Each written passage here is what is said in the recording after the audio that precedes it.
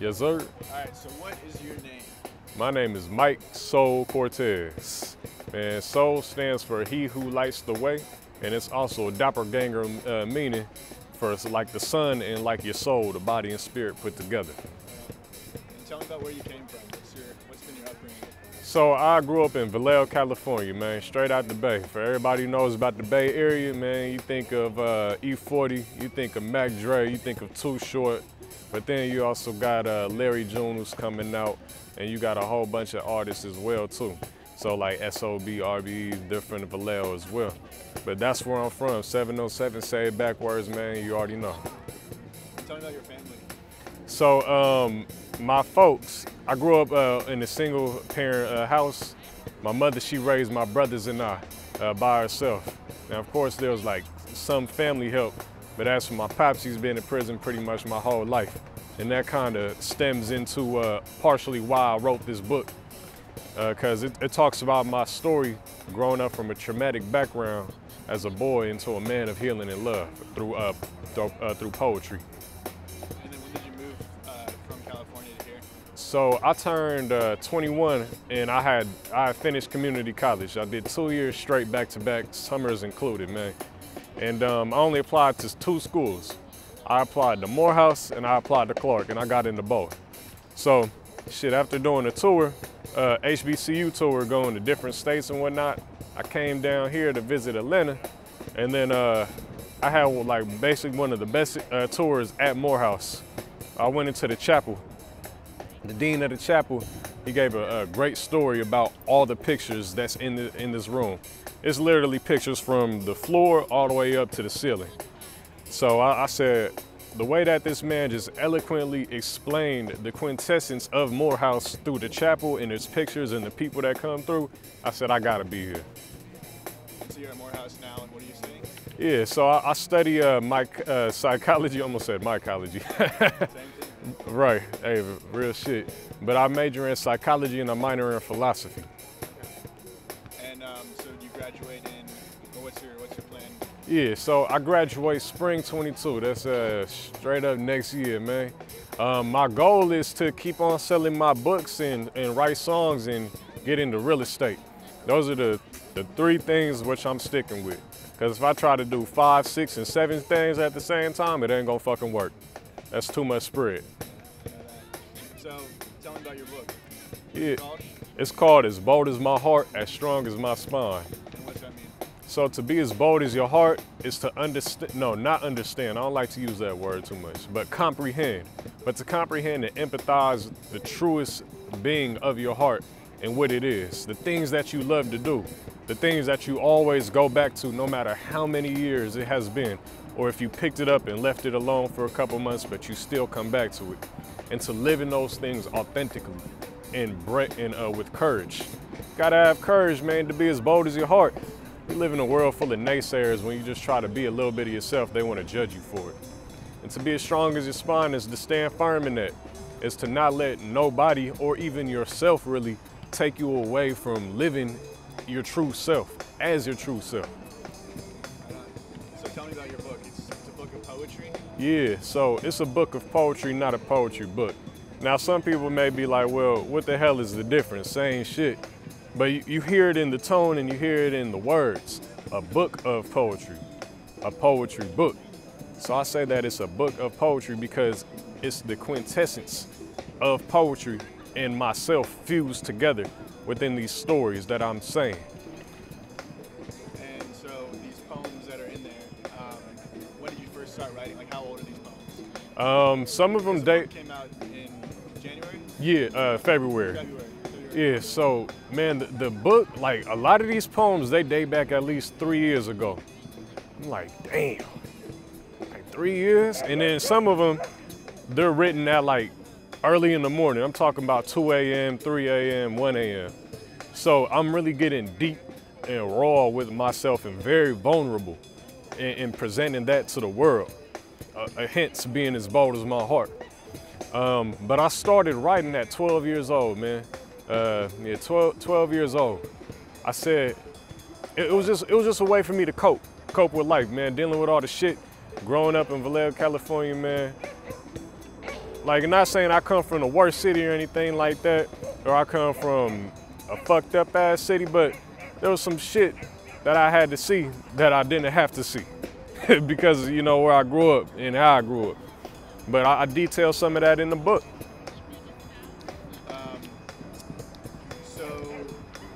So you said that some of these poems are written at 2 o'clock in the morning. Is there something you do to get into the zone? How do these poems come to you? It's like you sit down and start thinking, or are you doing something in these poems, like an idea pops in your head and you're like, I have to get this out? What is your writing process like? My writing process is very spontaneous, because that's just how the creative is, man.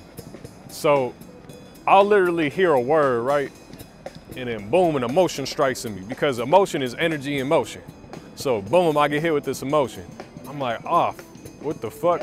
Words start coming into my mind. I say, I gotta write this down. Or I'll be meditating, and then it just pops up in my mind. Or I'll reflect on an experience that I had, and let's say that I didn't know how to work through it, right? But writing it down helped me work through it. Like, sometimes I go back and read my work and I think, damn, did I really feel that way? Or did I really say that? But I see the keys to the door are within me writing the poems. So, yeah. So you said these poems, do they have to do with, like, you just dealing with things? Or what's the main, so it has to do with as bold as my heart, as strong as my spine. So it's really like, what would you say these poems are, like, the theme of them are? Like, okay, so are you trying to, I guess, what's the purpose of writing these poems besides like coping? Are you trying to help people, help yourself? What's like your reasoning for creating this book? Yeah. So more than just talking about how I got through the trauma that I had dealt with in my book, also talk about dispelling a lot of social myths. So one of the biggest things I say to people is that the biggest crime that has been done to humanity is to control the imagination. You control somebody's imagination, man, you ain't gotta worry about what the fuck they gonna do, because you know exactly how you have programmed them. This is a book about desocialization. This is a book about unprogramming yourself. So as much as it has to do about my life, I convey in ways that you can unprogram yourself. That's the reason why I call it story medicines as well. Because we live in life being told that you can't be this, or you can be that, or you have to be this. But you don't have to be any of those things if you don't choose. But if you believe that what is presented is the only option, then that's how you're gonna live it. But my book is saying, no, you don't have to go with that option. Make your own options. Think outside of the box. When you combine a motherfucking fish with a bus, you get a submarine. You see what I'm saying? You combine a bus with a bird, you get an airplane. Hence, just like that. So what I'm putting in my book is a code for all the tech people, or people who understand how that code works. It's a code how to deprogram yourself. So talk about, like, you seem like a very thoughtful, and just, when I first met you last week, you just had this vibe, just like how you speak, how you just, and your necklace as well, you just have this, like, different, you seem very different than most people. So is there something that, like, led you to this, like, I'm not sure if I would call it enlightenment, but like the spirituality side of you that, like, it seems pretty rare amongst most people. What led you to this different type of life? So after I answer this question, would you mind if I read one of the poems from the book? Yeah, I love it. Okay, cool. So what I'm about to tell you is also gonna lead into the story of that poem. Okay. When I was 7 years old, man, I would look into the mirror a lot and say, who are you? At 7 years old, like, 7-year-old kids want to play with toys and shit and run around and climb on roofs. Yes, I was doing all that, but I was still asking, who am I? I did not feel like I was this body. I was like, what? But then being told that all my life, no, you're Michael, you're Michael, you're Michael, this is Michael, Michael does this, Michael comes from this family. I just kept questioning it. I was like, but it doesn't really feel right. So I said, who am I? And then I started just talking. I was just talking into the universe. See, when we pray, right, we think we're supposed to pray to something or someone or whatever we have imagined, but no, you just talk it. So at 7 years old, I just said future. I want to be successful. I had no idea of what successful was or what it meant to me. I didn't even think of success as in terms of nice clothes, nice cars, and money and shit like that. I just said I want to be successful. And I really think that me asking for success for my future led to the truest success, which is knowing who you are, knowing exactly what you want, why you are the way you are, and why the world is the way it is. And how can you operate through within this world and be free. So this leads into Other Side of the Game, which is the poem I'm gonna read.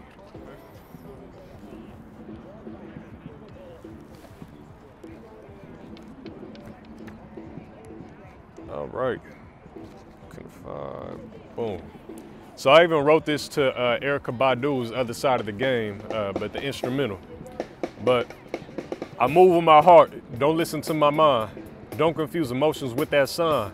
Emotions have you in motion, loving and trusting the devil blind. Devil be the one closest to your side.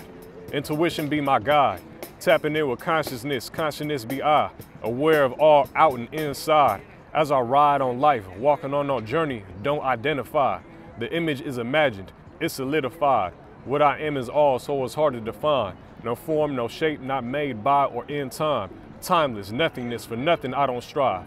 No questions, no answers, philosophy to philosophize. Never did this body say it's me, neither I to the body. Folks ask for knowledge, and I say, what about being free? That'll be your goal ultimately. Freedom from this bondage, the freedom you shall seek. Whether it's freedom from ignorance, insecurities, or poverty, you want to get free. This world is worldly. Tell me what you see. Folks killing for gold, folks killing for greed. You say you got done wrong, you ready to leave, yet you remain a slave to pain. All these games played lacerates your brain. Man is cuffed in chains with no change. Explosive like bullets and propane. You react instead of see. Ascribe to nothing, you receive everything. It's the truth in what it is, the truth in what it be. Give you open in self, not buried in mud or trapped by your flesh, drowned in your blood. When I was 7, I asked who I am. No trace to fill this body. Here I shall expand. My question pertained to this boy named Sol Cortez. Something that didn't feel right was I right in the head. Question in his face in the mirror. That same question helped me 15 years later to see it clearer. As a youngin', I was so much purer. Now socialized and programmed like computers. Divide self from the human image, you'll love it the best. No more being lost, put it to the test. Don't listen to thoughts that come like clouds. Just another way from keeping you out. These thoughts we don't make, they arise effortlessly. They want to take you from the truth of what you are. Awareness in the body, awareness amongst the stars, awareness surrounding everything. Acknowledge you are that, you have no needs. Not weak, strong, powerless, cowardly, stupid, ugly, or insignificant. Put your ears to this, hear it with the clearest mix. Tapping into spirit shit, confusing all the pragmatism. No need to be battling, feel it with your heart, ignore all the babbling. And I wrote that one year ago. How long did that take for you to write? Man, usually my poems, they could take me about 10 minutes or less. So I want to say around like that. But being that I wrote this to a beat, I was going with the flow of Other Side of the Game. So I want to say it took me about like 20 to really fuse with the music. So you hear the music, you start thinking, and then you play it back, and then you start writing to it? Exactly. Like I'll have the song loop over and over and over again before I even get like 2 lines, just so I could feel the flow. Because to me, the flow is the most important, because then the words will start just coming effortlessly. And is this how you write a lot of your poems? Do you have music on and then you write to it? Not all of them. Now some of them, yes, but not really all of them. Like there's some in there in the book that I have QR codes to that you can scan, and then it'll take you to my Linktree, will be Spotify or Apple Music, and you can listen to it there. So yeah, but the ones that don't, I like the silence of it. It's like meditation, you know? I'm just in my mind right now. No, I'm not in my mind. I'm controlling the mind. I'm in nothing. I'm in this state of nothingness, man, where everything just comes out of, because with nothing, you have so much room for everything. That's why people who have nothing to lose feel like they can do whatever the fuck they want. You see? But if you have nothing within yourself, and you have everything to lose, it's like a paradox. But still, you realize that nothing is more important than having everything, because you're free. It's like the air. So talk about what you think life is really, because you were saying like you felt like you weren't in your body. Mm-hmm. What do you think you are really? I think that we are all the same consciousness, just in different bodies, but with different perspectives. So with a lot of people who get their eye open, they can see from multiple perspectives. So my friend, he likes to say, you can see from 50,000 perspectives, 50,000 different perspectives. And even within that one, you can see it from infinite more. So it's like, it's the paradox of choice. How do you really choose? To me, life is just me living as I am, being who I am, being free, using my heart to guide me, not letting the thoughts that arise effortlessly take me over and put me onto a desire. If you live without no desire, man, you're pretty much fulfilled without being filled. So, yeah, I think we're all the one. We're all the one. You just got to get back to it. How do you think we do that? How do you get back to just realizing that we're all the same? Ask. One of the biggest things is just asking. Like, so some folks do peyotes, shrooms, ayahuasca, and whatnot, and that helps them to see the answers. And then some people meditate. That helps them get the answers. Some people, they just go deep into the spirit, and they just get the answer that way. But when we see that, in essence, spiritually, like we are all the same being, just in different levels, the higher and the lower and the higher, then it's like, yeah, you move through it. So a good Hindu story to really portray this is that when Brahman was alone in the universe, Brahman made Maya. And Maya came to Brahman and said, well, what is it that you want? Brahman said, I'm alone, you know, I'm lonely, I'm bored. I pretty much don't have nothing to do. So then Maya said, okay, I'll make a fun game for you. I'm gonna cut you up into billions of pieces and I'm gonna spread you throughout the universe. And I'll make sure each one of your pieces forget that they are you. And they have to, and their goal in life in this game is to remember that they are you. And when they get back to that place, then they have won the game. And then he said, okay. So I think that's all this is. Everybody's trying to figure out that they are the supreme God in essence, and just in that body. It's interesting. I've done a little bit of research, and I took a class on religion, 2 classes actually. Learned about Hinduism, but I don't recall that one, so that's really interesting. What religion would you say you most identify with? Do you have one, or are you kind of just taking pieces from all the different ones, or what would you say about religion? Yeah, to me, I don't really delve into religions. Like, I'll study them, but I won't sign myself up for it, you know? Because the root word religio is to yoke, to constrain, and then religare is the same, like to control, you know? So I'm very keen about spelling, especially since I'm a poet and a writer, because I understand that what I'm writing down is literally magic. We're told that magic is fake, but yeah, it's promoted all over and whatnot. Like Hollywood is literally made from the holly tree that was used to make wands for wizards and witches. So I'm very careful about that.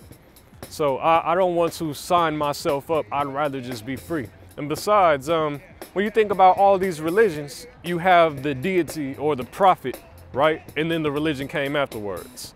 So how is it that the deity and the prophet found out all these quote unquote secrets to the universe and self, but then the religion came afterwards? That we could all do it like the prophet and the deity, just through experience. Another question would be, what do you think is going to happen when you leave this life? You go to the afterlife. The reason why they call it the afterlife is because there is a life after. Okay. So every skill that you get here in this life, you get to take with you after. Let's say you are a swordsman, right? You can take that with you. You're a interviewer, you a videographer, you take that with you. I'm a poet, I'll take that with me. Anything I learn here, I take in the afterlife. And I just live amongst the cosmos. And I can materialize and dematerialize wherever I wish. And that's, to me, that's what I think it is. I don't know if you think about this often, but what do you think about aliens? That was one of my questions a while ago. So what do you think about life amongst the stars and off of this planet? It would really be scary to think that we're not alone, but then it could be equally as scary to think that we aren't alone, you know? Cause like, aliens, you know, they could come down and fuck us up, but what if we're the only thing in the universe? I really disagree with the latter, cause we're not alone. For one, our bodies are made up of the earth, the elements within it, zinc, iron, magnesium, and so on. Also, that stuff comes from the stars. You see? I think that aliens are very real. I even think they walk amongst us. I even think that some of them work with the government. Come on, man, Area 51, that shit was not no, man, anyways. It would not be built if there wasn't a reason or purpose, or if there wasn't a being coming into it, you see? So I think that they're definitely real. I even think there was maybe even some miscegenation going on between aliens and humans. It's some things we just can't call, some things that are. I think that there are humanoid alien species out there. If you look on some of the hieroglyphs in Egypt, they have giants. Like they'll have men like our size, but then they'll have giants sitting 12 feet tall in massive chairs. Who's not to say that they weren't aliens? Who's not to say even the tiny ones weren't aliens? I mean, you got the Nazcalans down in Peru. You got the Inca, you got the Maya, you got the Aztec. Even with Shiva, he was a blue-skinned Hindu god that would fly throughout the cosmos, and his wife Kali. I think they may have been aliens too. It's too many phenomena on this planet for us to say that it's not real. What do you think about technology in the future that we're headed with? Something I think a lot about is just like how there's starting to be so much data in the world with like having carry around cell phones now where you can document everything. And I think how you were talking about a collective consciousness, I've been thinking a lot about how like technology is like a way to this collective consciousness. Where, like you see Instagram Live or Facebook Live, you see this like live streaming thing where like you can see a random person on some other country in the world. And I feel like we're headed in this direction where like everyone's going to be eventually live streaming everything. So you can kind of tap into this like universal technological internet consciousness kind of thing. What do you think about technology? I think that it's just mimicking what we already are. Like you said, we're being able to live stream from anywhere around the world and show you what's going on here, right? But the collective consciousness can already see that from the 50,000 different perspectives. So like phones, they're meant to communicate. We could text somebody or we could call them, right? But then having telepathic abilities, it makes it able for you to do that no matter where the person is around the world or around the universe, you see? So and then there's even, there was even some CIA research done around that, not psychedelics, but yes, that too. Yeah, astral projection. Yeah, so they called it the Stargate. Like they would have psychics and like to locate fugitives and shit like that. So this stuff is already real. It's just that we're being given the artificial version of it. Not to say that technology is bad or anything like that, but imagine if everybody can just tap into themselves so deeply that you could literally say, hey mom, with your mind, and she could say, what's up? Or she could just see what you're doing. Or literally you could just fly there and you ain't gotta drive and put gas into your car. Like, or you could just teleport there, you know, open up a little portal, step through, and here you are in Portugal, you know? So Is that kind of stuff possible? I think that it very much is. I would be limiting myself to say that it's not.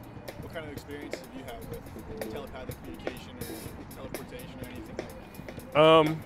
For telepathic communication, what I'll usually have is like somebody will pop up in my mind first and I'll be thinking about them. I'm pretty sure it's happened to you too. And then they call you. It's like, yo, I was just thinking about you. It's crazy, I was thinking about you too. Or you may be thinking about somebody, right?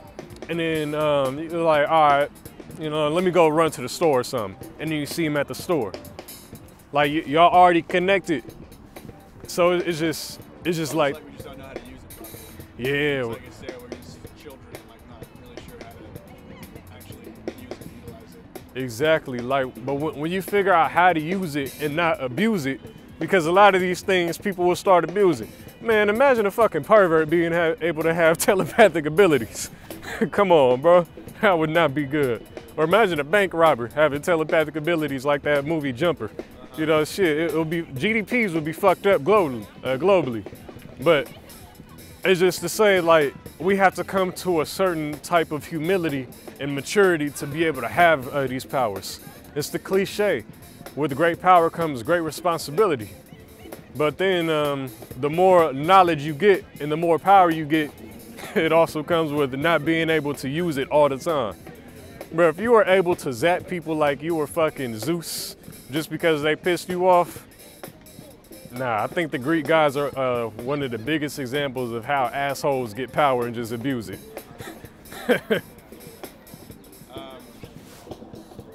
Talk about meditation and what your journey has been with that.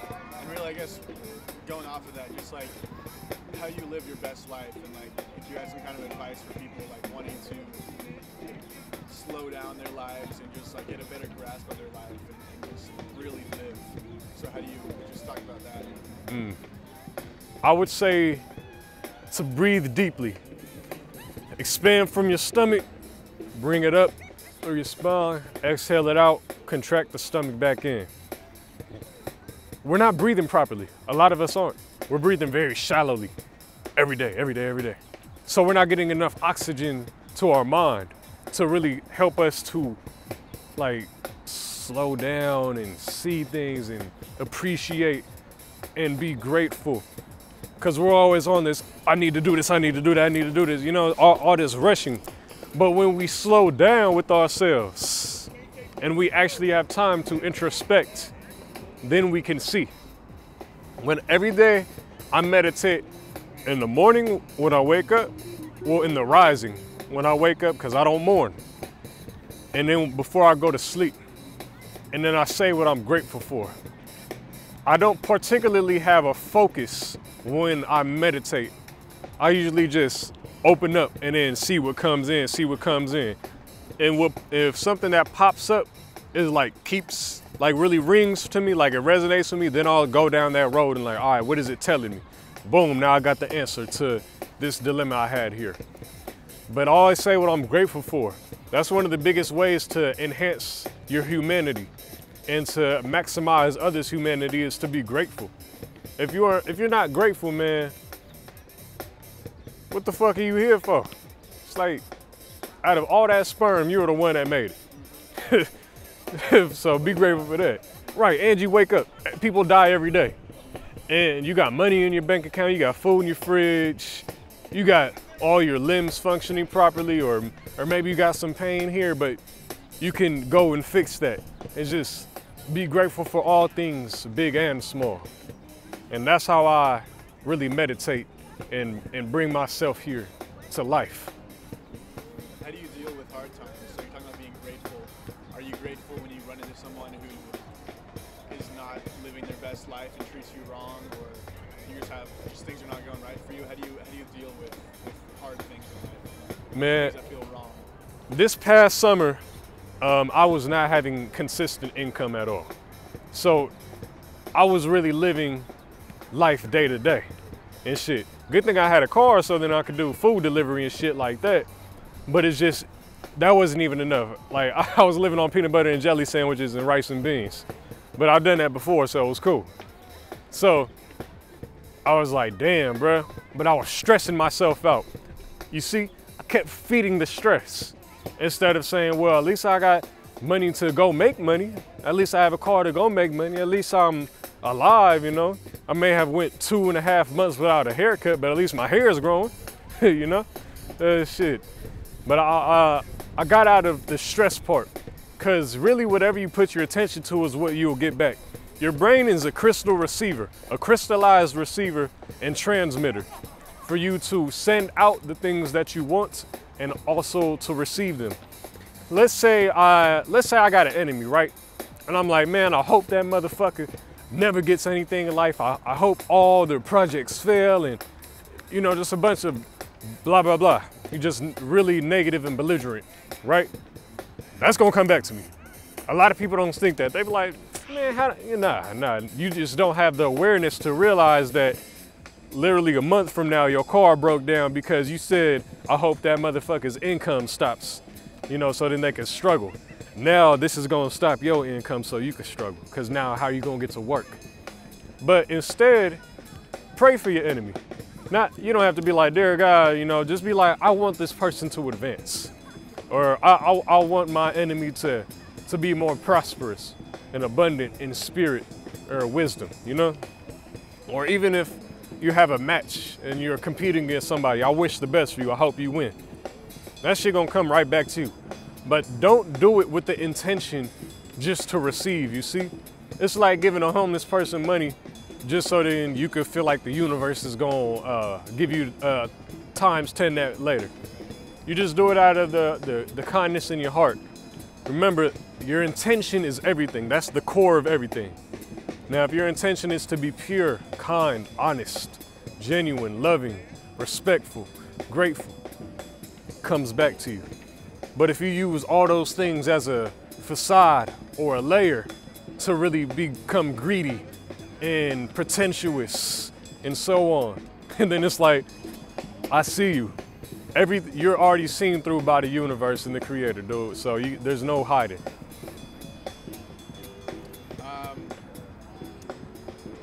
So what's the future of you looking like? So you put out this first book. How's it going, by the way? How's sales been going and responses and reception from the people? Oh man, so my first month, and I released this February 5th, I made about $1,000. Yeah, just selling independently. Like first I put out the link. Because when I put out my first promo post, people were like, how can I buy? Yo, this is great, blah, blah, blah. Because I put out 3 music projects prior, and that's all for free. You know, people just go on Spotify, go ahead, listen, you know, or Apple Music, go ahead, listen. So they already heard the quality of my content before. Now it's like, I got a book. Now you can read it. Now you can actually see the words, because it's a big difference between seeing and reading. Hearing and reading. And you could actually decipher the things. You could go back, read it again. Now I see what he was talking about. Light bulb goes off. The future of my books is to continue writing.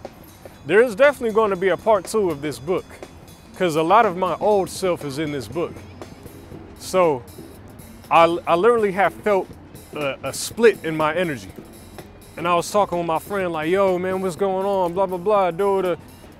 And he said, dude, after reading your book, I see what's going on with you. He said, you're not the same person no more. Literally, this is to help us expand. When you put things out from yourself into the universe, no matter what it is, whether you sell it or you just putting it out there, you know, you're expanding. Think of yourself as like the rings of a tree, right? You still have that part of you, but you keep growing and growing and growing and growing, and then pretty soon, no fucking lumberjack can cut you down. Even Paul Bunyan can't fuck with you. Shit, you just keep growing. So my future is definitely rooted in my writing and continuing to put these books out in this music. And again, real estate. So what kind of goals do you have for life? Like, what would you be upset if you didn't complete before you died? I would have a regret-filled casket if I did not continuously put out books. Or at least I didn't come to a number of books that I produced that I was happy with. It's as much as it is for me to put these books out, it's for people to read, to comprehend, like, yo, information literally is inside of your body forming a stimulus for you to live in a different light or in a different way. That's why information is so great. Because now you can take that and do something new with it. I want people to take the wisdom which I put in all my books to come, which I put in the book here, to take that and amplify it, take it to a new level, you know, share it with other people. You could be like, yeah, I read this guy's poem, but I read this guy's poem and I learned something from it, and I even wrote my own thing to it. You know, do that. Shit, it's a rubric. It's for everybody. Old, young, new, just start reading shit. Whatever, just start reading English, go ahead, it's for you. Take it and do something else with it. And before we finish, talk about your music, where people can find your music, and then where they can find your book as well. Got you. So, Supremo Sol, at Supremo Sol, SUPREMOSOL on Instagram. You go to my page, boom, you see my link tree, boom, you see my book link, my first book, and then you see Apple Music, you see Spotify. That's how you can find my music. You can click on the links and you can listen, and then you can purchase the book from my book printer. But pretty soon I'll have my website up. And when I have my website up, I'll also be putting out like monthly stories and monthly poems that people could just read for free, like a blog post, just to share more. That's it. One more question. With your music, what kind of influences and inspiration do you have for creating your music? Other bands, other artists? A lot of East Coast rap, hip hop. Like when I say hip hop, I'm talking about before rap, because hip hop birthed rap. But a lot of East Coast hip hop, man. Rakim, Nas, Big L, Big Pun, Tribe Called Quest, De La Soul, Poor Righteous Teachers, man. Wise Intelligent. He is one of the fucking best lyricists ever. But even back to my side of the country, the West Side, you got Mac Dre, E40, like Too Short, very, very creative men. Then there's Ice Cube and motherfucking DJ Quick and Sugar Free. Like a lot of what I really appreciate about West Coast rap is that it's very fucking free and creative. It's like, I'm gonna just hop on this and I'm gonna do what the hell I feel, say what the hell I want, and I'm gonna be really witty with it. Like the Bay Area, we got our own fucking language. It's very interesting. But again, getting back to your native tongue, and that's for the second book that's coming.